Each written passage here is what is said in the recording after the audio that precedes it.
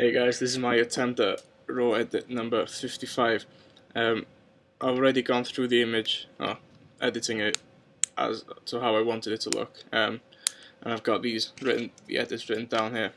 So I'm just going to go through the edits I did and kind of explain as I go along.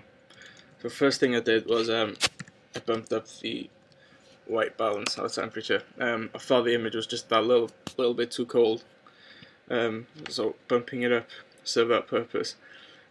I did play with the tint, but I'll add that in at the last minute. Exposure, I decided to bring this down to about minus 0.55. Again, taking it from being a little bit too bright in my eyes down to that. I didn't touch recovery at all for this edit. Bumped the fill light up to about 22. So then I could pump the blacks up a little bit more, and I left those at about 11. Brightness and contrast next. What did I do? Brightness. I didn't touch the brightness at all, and then I brought my contrast right up to about 50, 51, like so. As you see, the image is starting to take shape now. For the clarity, I bumped that up just a little bit as well. It's about plus 14, and I bumped my vibrance up to about 11 or 10. Let's leave that at 10. Like so. As you can see, it's just already coming together just that a little bit better than it was, in my eyes anyway. Next thing I did is a tone curve. Simply just bump this up to a strong curve, strong contrast I mean. And then I added some split toning into the image. For my highlights I used yellow, and for the shadows I used blue. And it's a matter of personal preference then, playing about the saturation until you find something that you like. For me, I went for 13 as saturation there, and 23 for the blues, just making it look a little bit nicer. I needed to sharpen the image as well, so I bumped that down. I'll show you the process I took. So just enable that, then I enable the sharpening just a little bit so I've got access to the radius, detail and masking. Then I masked the image off. These are the areas that I only want to sharpen, and I bumped that up to about 93. The white lines, like Adam says, this is the only, all that done. Only these white lines now will be sharpened in the image. So if I took it back to there, everything around her will be sharpened. The more I move it to the right, the more only the outline and the edges are going to be sharpened. So after I did that, I bumped my sharpening up to the amount up to about 30, 32ish, and then radius up to 3, and the detail up to 100, just to make it look that little bit sharper. Of course, you can play about with it. Might actually bring that down to about 2. Whilst I'm here as well, one thing I forgot to mention, just that one spot that just caught my eye, which I wanted to get rid of. Get rid of that. Fit like so. What was I now? Detail. Yeah. Final thing, camera calibration. It's something I've picked up and I just started playing with recently. And I just cycled through these until I found something that I liked. So if we go through, as you can see, each profile will affect the image that little bit differently. And it's just a case of going through it until you find something that you really like. Standard, no, portrait. I ended up for this taking the neutral, but having said that, is it mode 1, I think. It's really nice, but I think I'm just going to keep it at that then. I mentioned that I used a bit of tint, put a bit of tint in the image, and I bumped that up to plus 5. And that was pretty much my edit. One thing I might actually do that I didn't write down at all, is just play about with the HSL a little bit. I might just bump up these.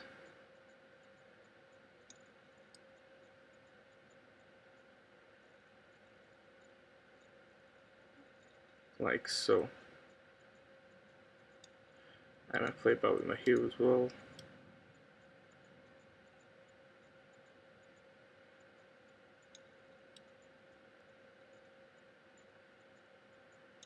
Bring that down a little bit. And yeah, that's pretty much my my main edit. I was toying with the idea of playing about with some post-crop vignetting, but 2/3 of the crop or the vignette would be lost because you already got a pretty dark background.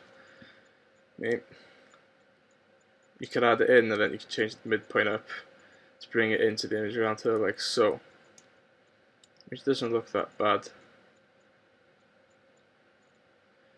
I'll keep it to about 35, 36, minus 36, and just play about with the midpoint like that.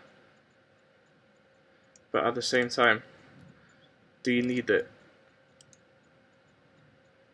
Yeah, I might as well keep it in like that. And that is my color edit. If I just switch in between, I did virtual copy earlier of what I did. If I switch, you can see it's nearly identical, and I actually prefer the one I just did that with some extra tweaks. Now, I'm going to play about a virtual copy, and I'm going to make myself a wacky edit or something like that. The keyboard shortcut on the Mac to create a virtual copy is Command and what is it? Quote mark? The single quote mark. Yeah, photo, create a virtual copy. It's that command there that you want. So what can I do to this now? Might try black or white. See how this looks. Bump up the blacks. Make this a real moody image.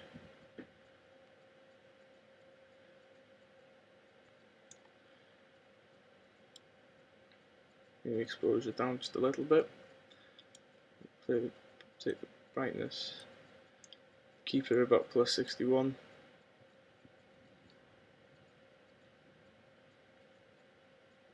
Definitely going to keep the contrast up there.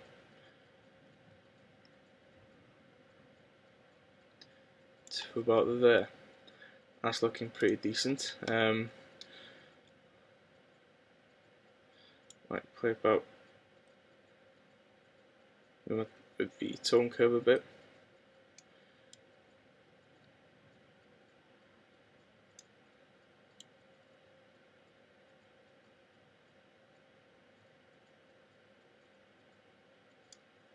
I'll leave that alone. Bring that back up a little bit. Yeah. White balance.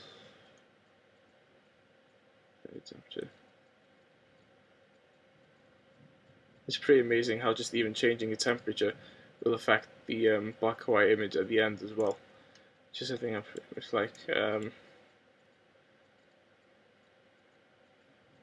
Keep that down there a bit. Trying to go for like this a punchy kind of image.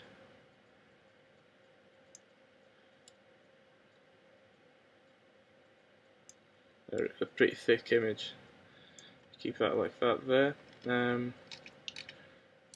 The thing I might do is when I go into the HSL color black or white palette, I can target the individual colors just to make it look a little bit darker.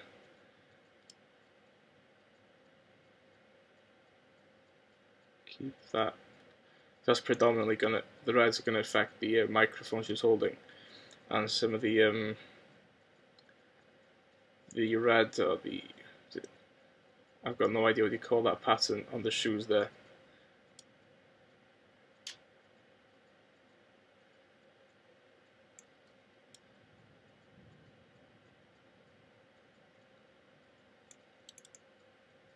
Yeah, definitely could bring that down a little bit. Like so.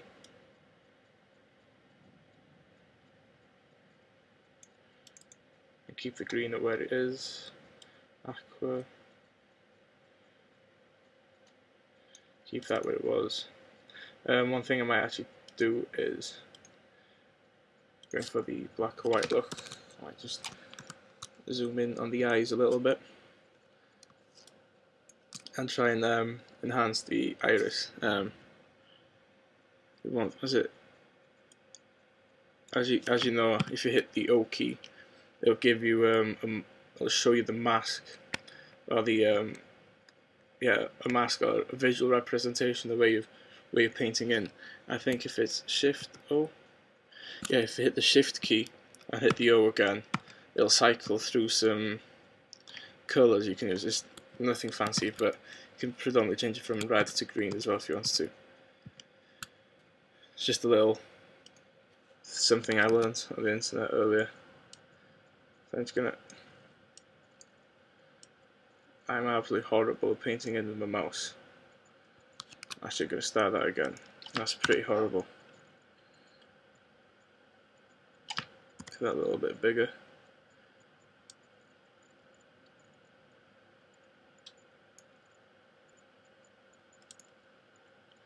My PC is being a little bit slow. And just make that a little bit smaller for that one there. And just around the edge of there a little bit more.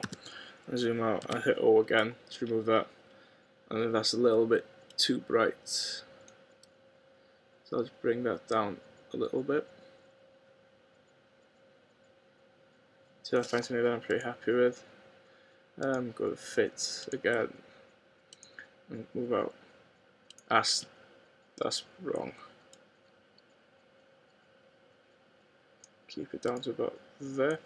I just brought the eyes out just that little bit more. Post-crop vignette, will it work on this at all? Yeah, it's working a bit better here.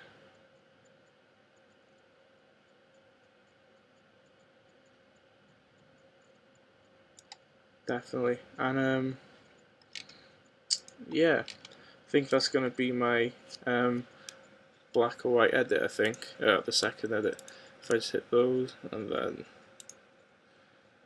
that was my colour edit. I'll move that, and I'll get rid of that as well. Yeah, and I'll move that up there as well. So yeah, I'm pretty happy with how that's turned out. I actually think I prefer the black or white image just because it's a little bit thicker. But yeah, that's my edit for this week. If you like the video, please leave a comment below or like the video. Cheers.